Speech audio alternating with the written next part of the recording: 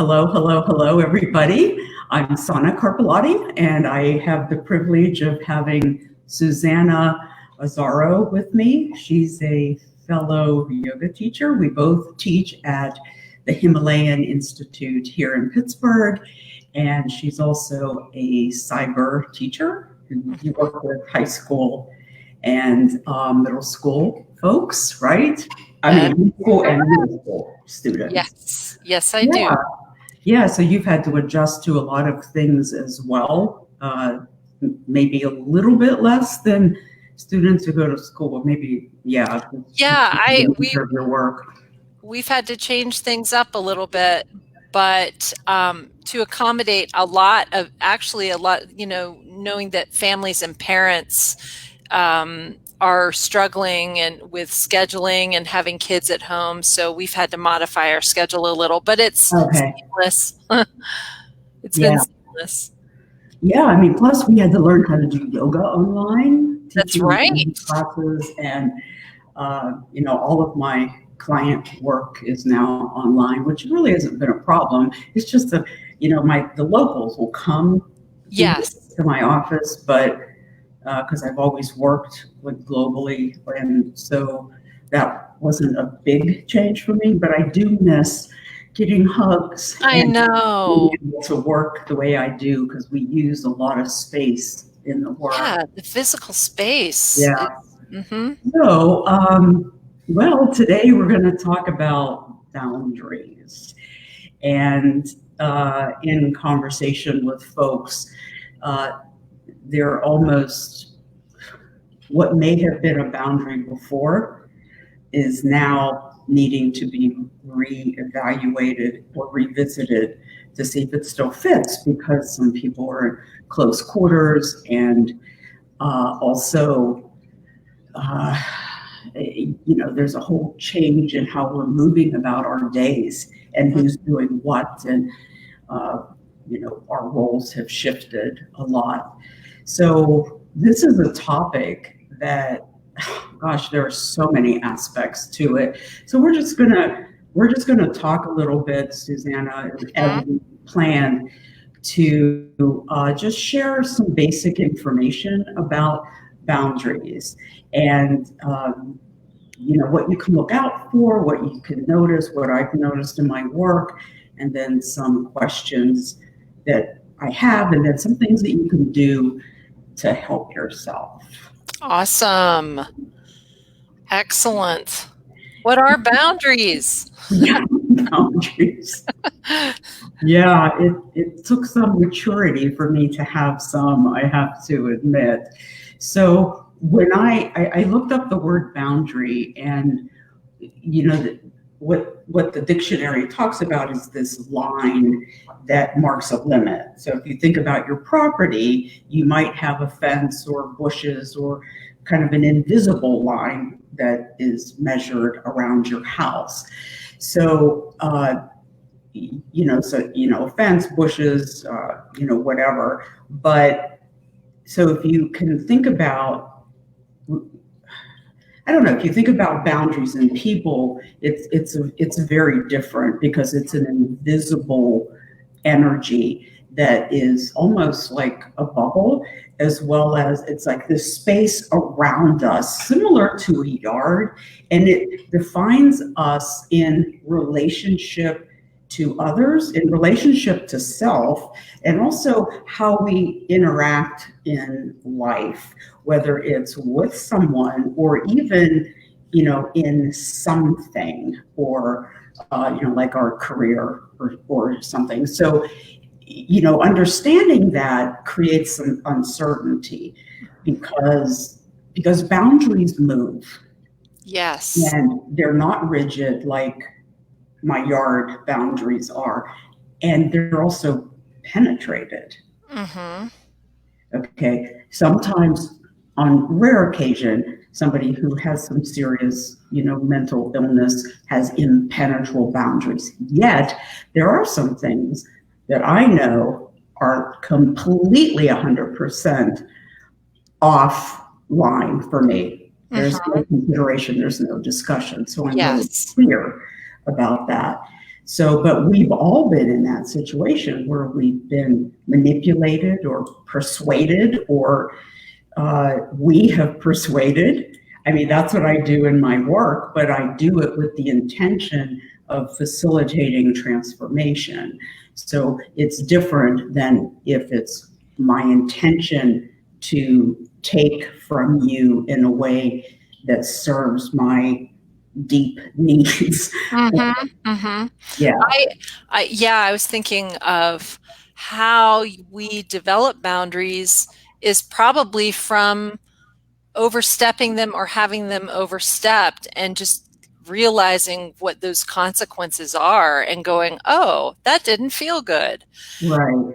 Well, I mean, we don't want to believe that, that somebody would do such a thing to us. Mm-hmm. And it can become such a familiar way of interacting that, we don't see how we are overstepping, or also how we're being overstepped. Keep in mind is we teach people how to relate to us. Yes. Okay. So, and oftentimes, we shake our heads, or, pull at our hair or something, because the question is, well, why did I allow that again, especially with family members? Yes. Or a close friend.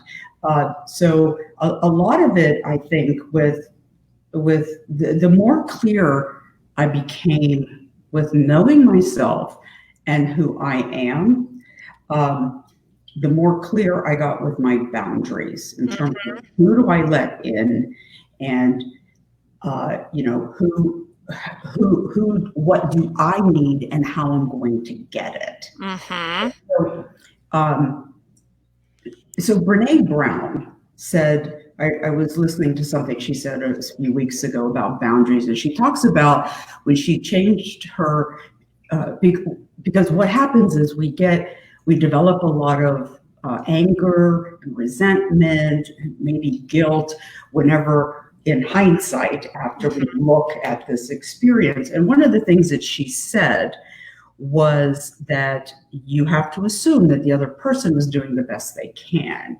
So, but the thing is, I agree with that. And I just want to change the language a little bit to say that, that they are also behaving in the way that they were trained, and they may be terribly wounded. Mm-hmm. Mm-hmm.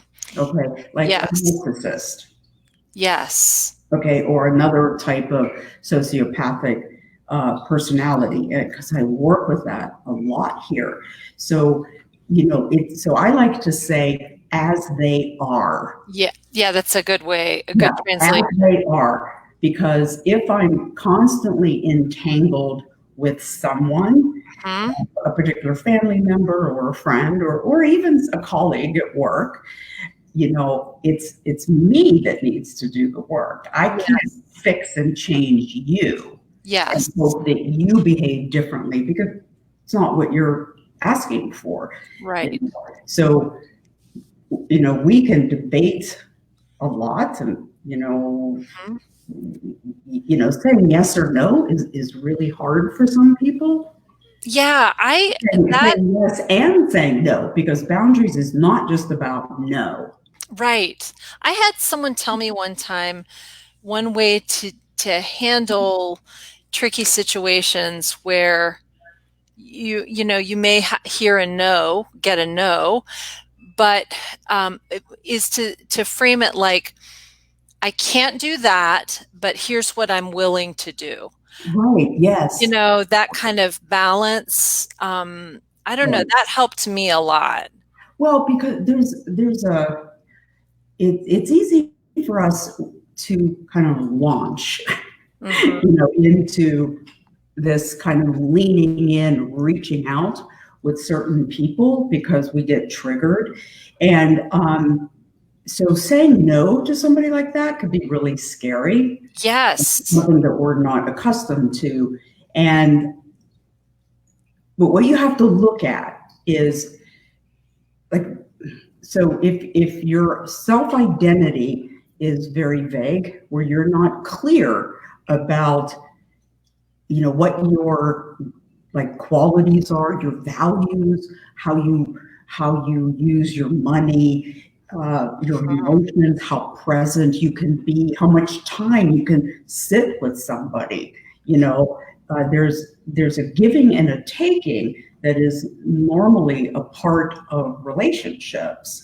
And so I look at it this way, where somebody who's constantly taking is leaning in to take, and this person may be leaning in to give because they're not clear, or they lean back and they get angry and they fight and say, no, I'm not going to do it, but then they eventually give in. Yes. Some people, so the key is for all of us to kind of move in a way that where there's a give and a take. Yeah. And a respect for boundaries, because we have to be responsible and accountable for the consequences if we say yes and if we say no. Yeah. Yeah, I feel like as I've gotten older, I have learned just from trial and error to better be able to hear my yeses and hear my nos.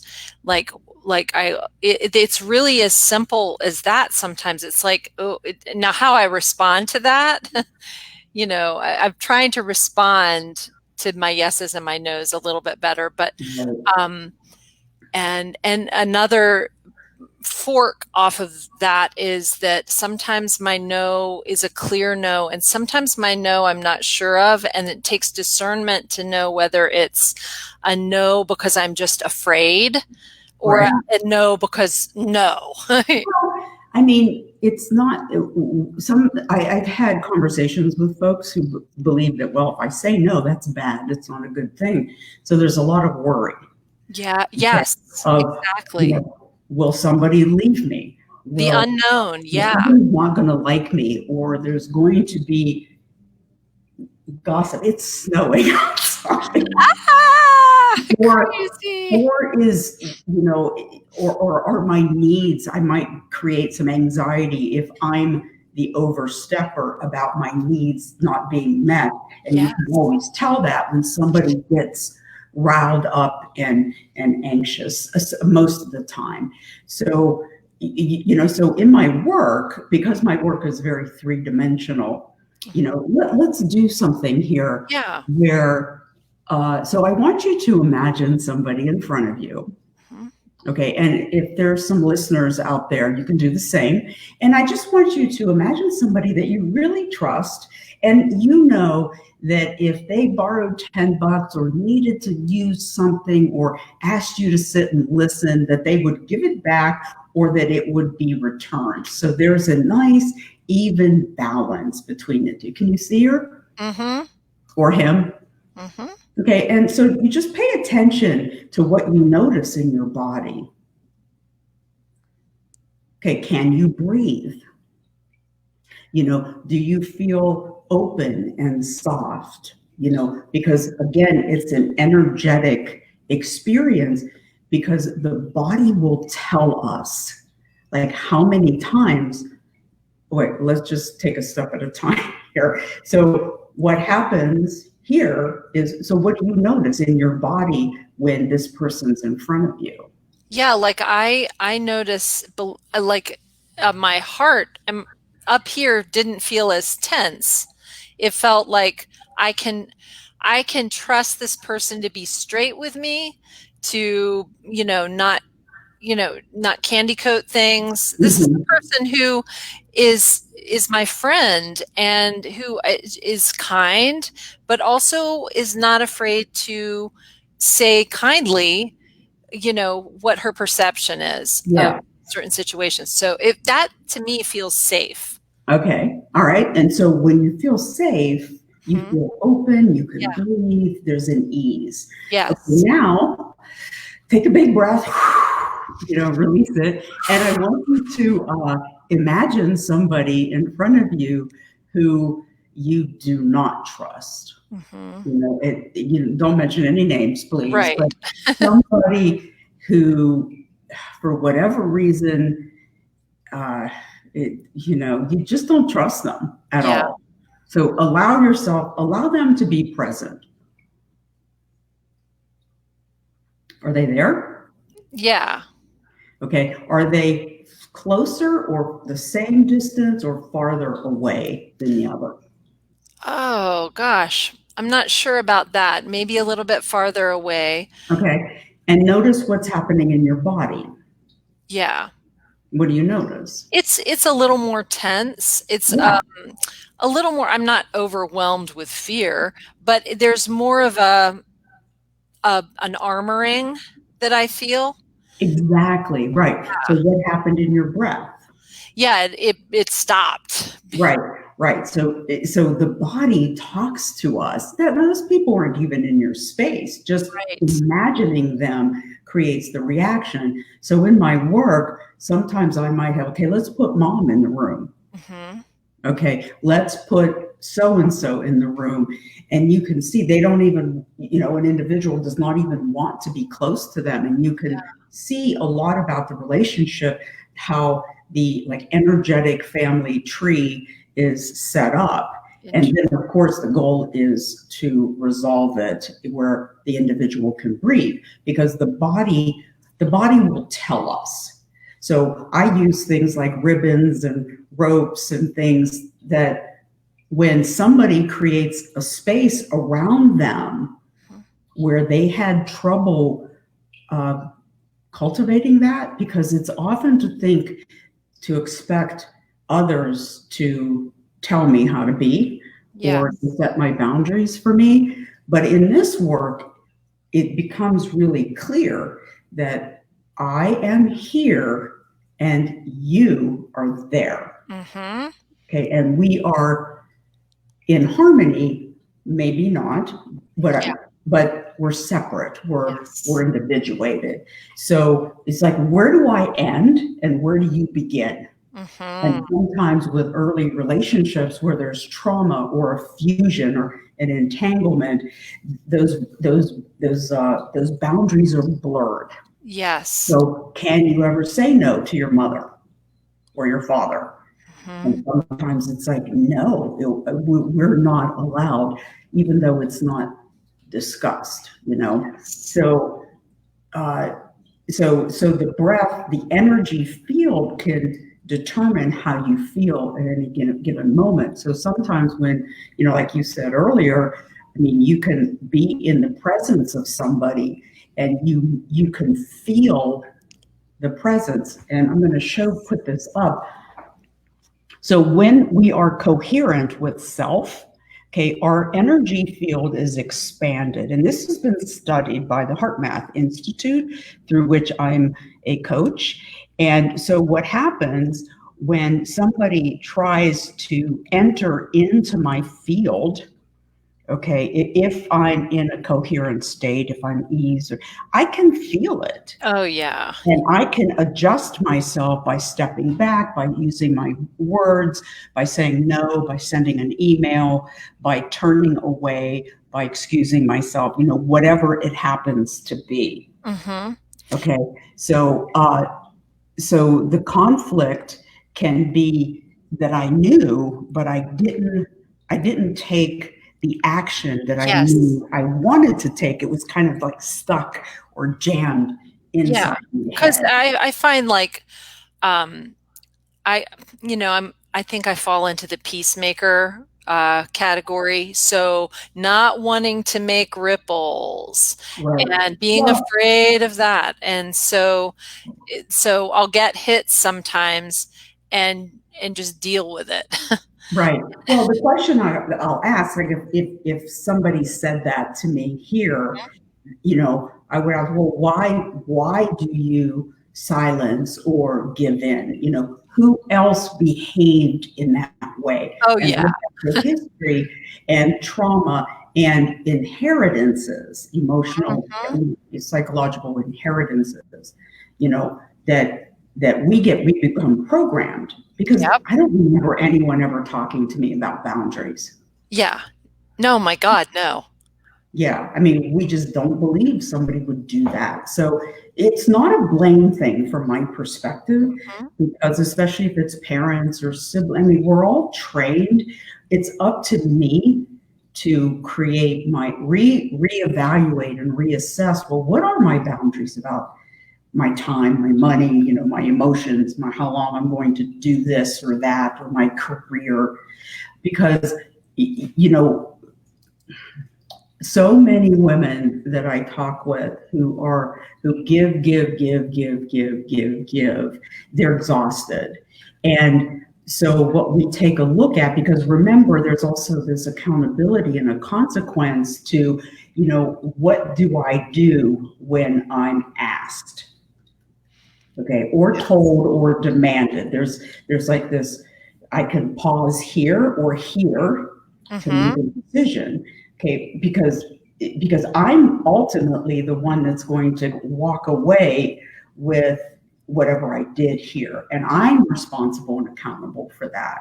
Yes. But keep in mind that the more we bleed outward and allow certain people or groups to take advantage, often there's an illusion of helping there, which Stephen Walensky talks about. That's the cornerstone of the wounded child. So when you go back, see, there's a difference between me needing to help and I have to be giving versus me being being discriminatory. Is this is what I like to do. This is how I want to help. Yes, yeah, definitely. Yeah. There's more consciousness and choice. Well, right, it is a decision. Yeah. But until we awaken to it, we are programmed because we've been trained we've been trained what our boundaries are by our environment, by family, by experiences that we had. So here's a couple of questions that you can ask yourself. Like, do you believe you're always taken advantage of? Do you get sucked into other people's dramas? Are you more invested in somebody's problem than they are? And this is a big issue in mental health or with therapists. I am with my kids. Yeah, or as a parent, so where are those boundaries there? I know. When I got pregnant with Anna, my firstborn, I was really tossed into, unexpectedly, because I didn't understand all this back then, a grief state.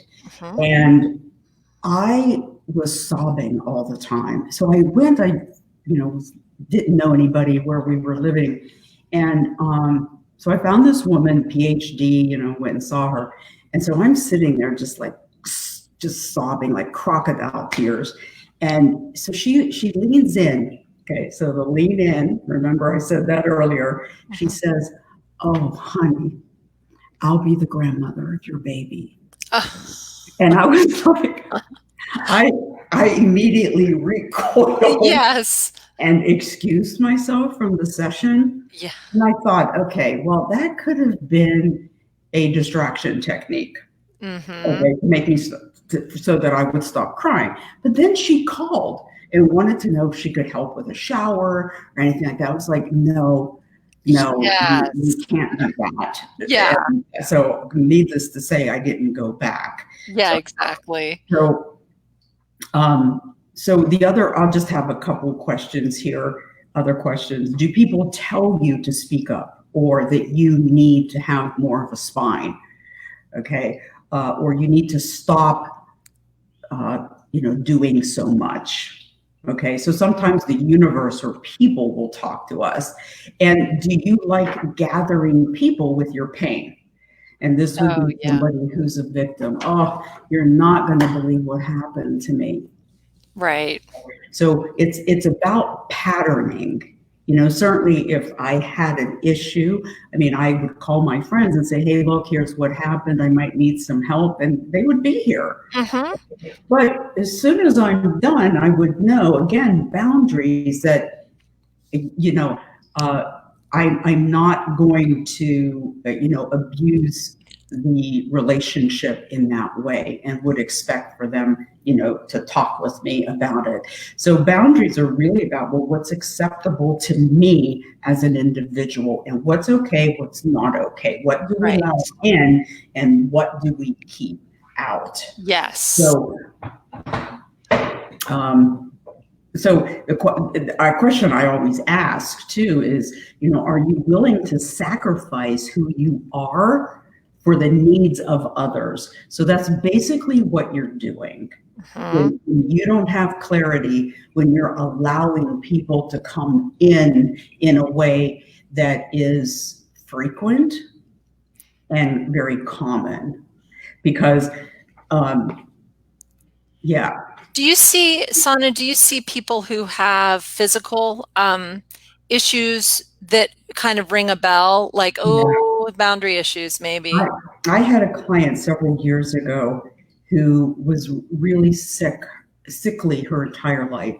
Like, oh my gosh, like so many near-death experiences and illnesses, like autoimmune to diabetes to, the list was long. And interestingly enough, she had a mom who was probably one of the most narcissistic people I have ever met. And this woman she was in her 90s and still behaved in that way. And I asked her one day, I said, how sick do you believe you need to become in order for your mother to be attentive to you? Yeah. And she went, oh my gosh. So it was in that moment, it was a very pivotal moment for her where she realized, wow, it's not, she realized her power. Yeah, exactly. Right. Yep. So in order to change, we have to kind of take a peek into who we are, what is this pattern? And I have a couple of things here. Did you have anything else that you wanted to Oh gosh. I have a lot of questions that we could be here for a couple more hours. Well, that's what I'm saying. This is a topic that could be discussed for hours.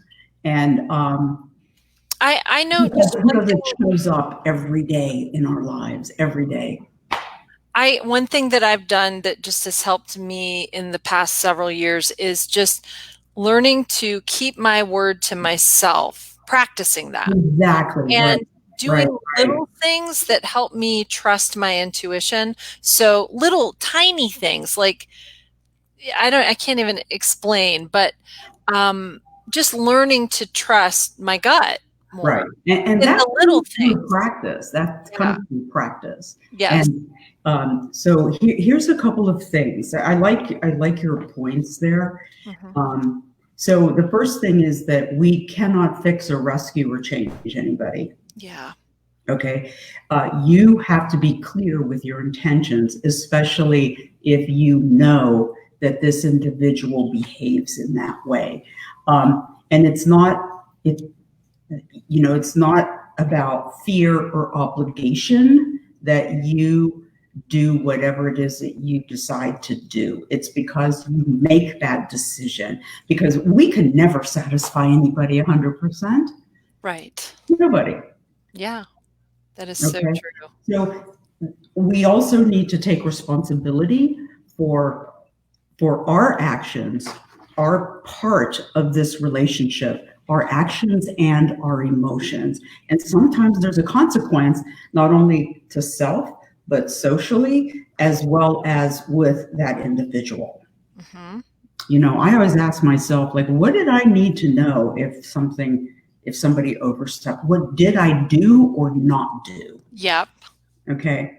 So, the other big piece is self-compassion and self-forgiveness when we make a mistake, because we can always learn from it. And one of the things that I do is I go back, if something occurred here, I'll just use my hands. If something occurred here, and I'm over here and I'm thinking, oh, geez, Okay, you can mentally rehearse another response. Yes, I've done that Right, before. right. And And it the more changes the you do energy that, around that. yeah, so remember, the brain doesn't know if you are there or here. Mhm. It knows present time. So if you rehearse that, then it's going to also build your confidence. It's the same thing I do with athletes when I work with them Okay. to show them full-bodied mental rehearsals. Mhm. Okay, so getting clear with, well, what are your limits and boundaries? What are your qualities, your values? How much integrity do you really have? And Mhm. I can say that I have it, but I may not behave in that way. Okay, so you Yes. have to look at, who are you as a person? And the other thing, as we did earlier, is tuning in to our bodies and our breath, because often the body's going. Have you ever met somebody and you go, oh no, Yes. there's something off here and you don't know what it is? And by the same token, you might meet somebody and think, wow, I could really like her or Mhm. him. Okay, so you want to notice the pattern and see how it's operative in your life and with whom, because you can change any of that, but you need to make the change internally first, whether you are the one that's taking it or finding yourself being too manipulative, whether if it's with kids or a spouse or whatever. So and you can mental practice, but the other piece, I think, is also to take a peek at your life and to see what happened, and if you need assistance in facilitating that, that's my expertise. Yes. So, That's awesome. Yeah, yeah, thank you. so I think that's it. Do you have anything in Yes. closing? I just think this is a great topic. I think a It lot is. about it because I've had my own issues with it. Well, we all have. And Yeah, yeah, and yeah. it's a journey, and it's like building muscle. And Yeah, that's a really good way to put it, yeah. because the more you say yes or no, or even internally, you build that mental mind body muscle, and the Mhm. more you tune in. So, uh, there's some pretty cool things. Yeah, And the good news is that you can change it it's quickly. awesome. Yeah. So Thank I'm you so Sana Buffalo much. with my friend Suzanne Azaro, and we'll see you soon. Thank you, Sana. I can be reached at sanacarpelati.com, and sana43@mac.com. And I guess I forgot to put the banners on the end there underneath. So we'll talk again soon. Take care. Bye. Mwah. Bye, Suzanne. Bye-bye. Bye.